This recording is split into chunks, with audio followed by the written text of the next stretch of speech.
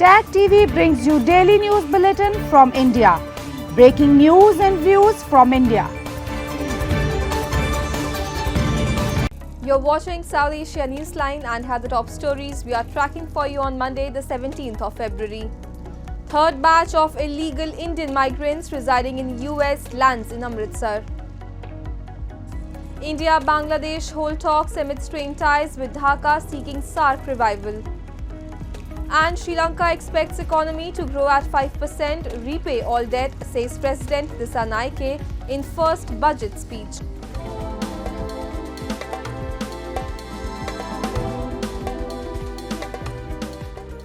And now for all the details. A plane with 112 Indians who were deported from the United States for illegally residing in the country landed in northern Amritsar city in the wee hours of Monday.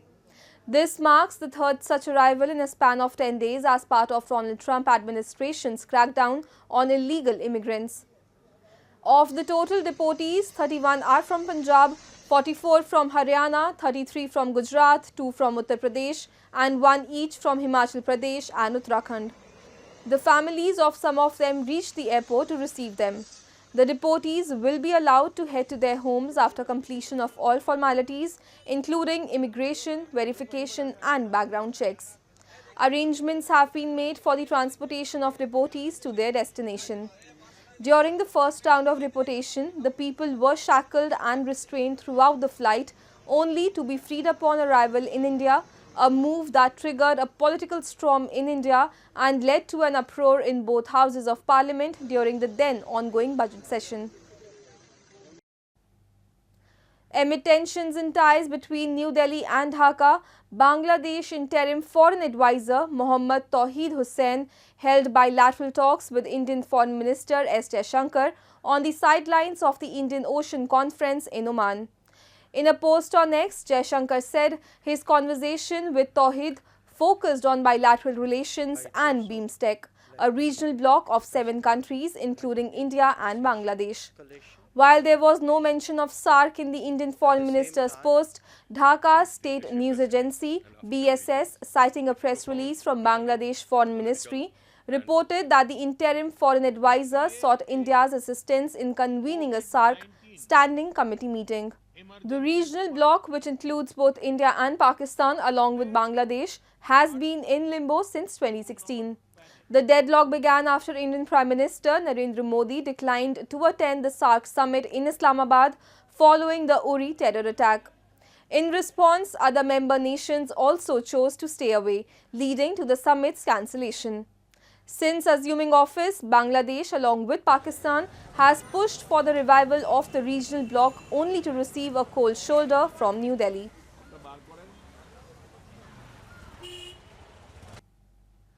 After nearly 3 decades, Pakistan is set to host a major multi-nation cricket tournament, the Champions Trophy.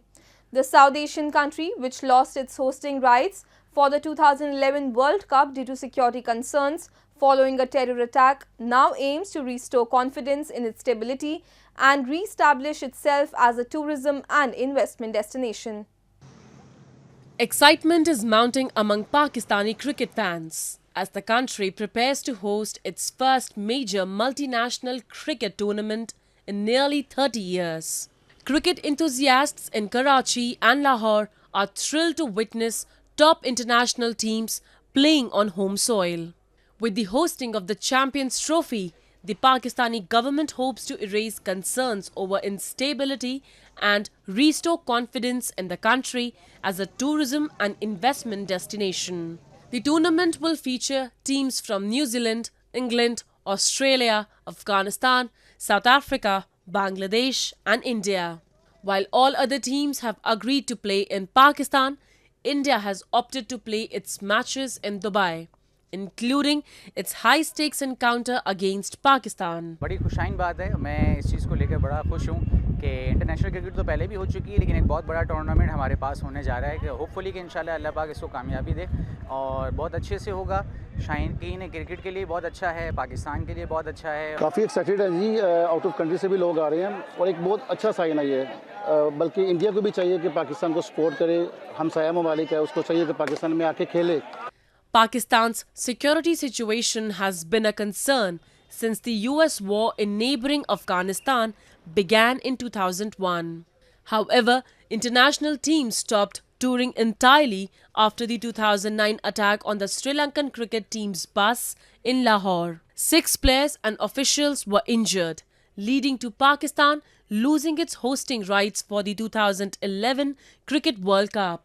The Champions Trophy will be the first major tournament held in Pakistan since 1996, when the country co-hosted the Cricket World Cup as defending champions. That period was marked by optimism following Pakistan's 1992 World Cup triumph under the leadership of Imran Khan, who is now behind bars on corruption charges after falling out with the country's powerful military.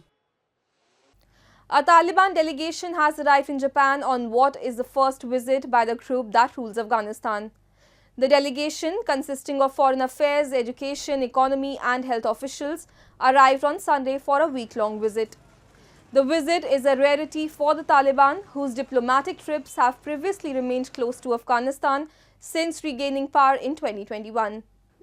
Latif Nazari, a deputy minister at the Taliban's economy ministry, described the visit as part of the group's efforts to become an active member of the international community.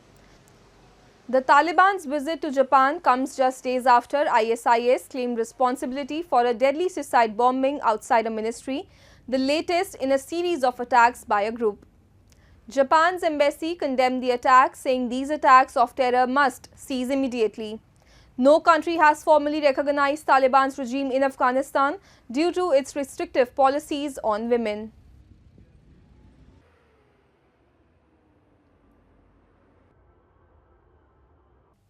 In a bid to save US taxpayers' money, the American President Donald Trump administration's cost-cutting team, Department of Government Efficiency, has cancelled a slew of overseas projects, including one in Bangladesh, that raised several eyebrows. The billionaire Elon Musk-led department said it is cancelling $29 million funding intended for strengthening the political landscape in Bangladesh. This comes days after Trump denied allegations of US involvement in the regime change in Bangladesh last year, when former Prime Minister Sheikh Hasina was ousted following a nationwide protest led by students. Since then, Bangladesh is led by caretaker government led by Muhammad Yunus. The effort by what the Donald Trump administration calls the Department of Government Efficiency, or DOGE, is intended to cut government costs drastically but has sought access to critical computer systems, including the Treasury payment system, at the objection of others in the agencies.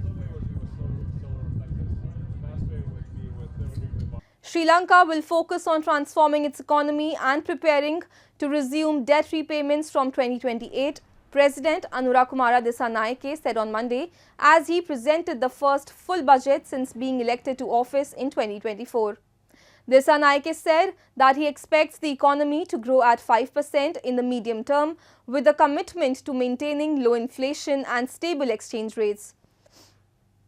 He also emphasized that Sri Lanka will maintain a primary surplus of 2.3% of GDP, and the budget has been formulated to achieve this target.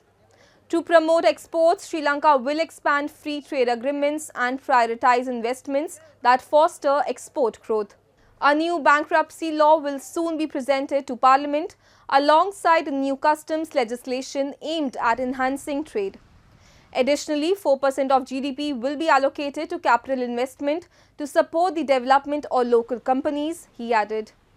Since securing $2.9 billion in emergency funding from the International Monetary Fund in March 2023, Sri Lanka has experienced a faster than expected economy recovery. Inflation has eased, the central bank has reduced interest rates to pre-crisis levels, and debt restructuring was completed in December.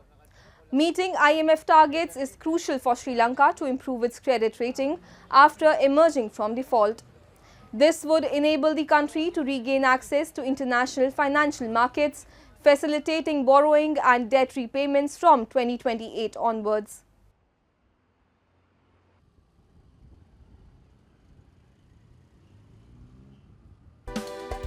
That's all in tonight's edition. We will see you same time tomorrow. Good night.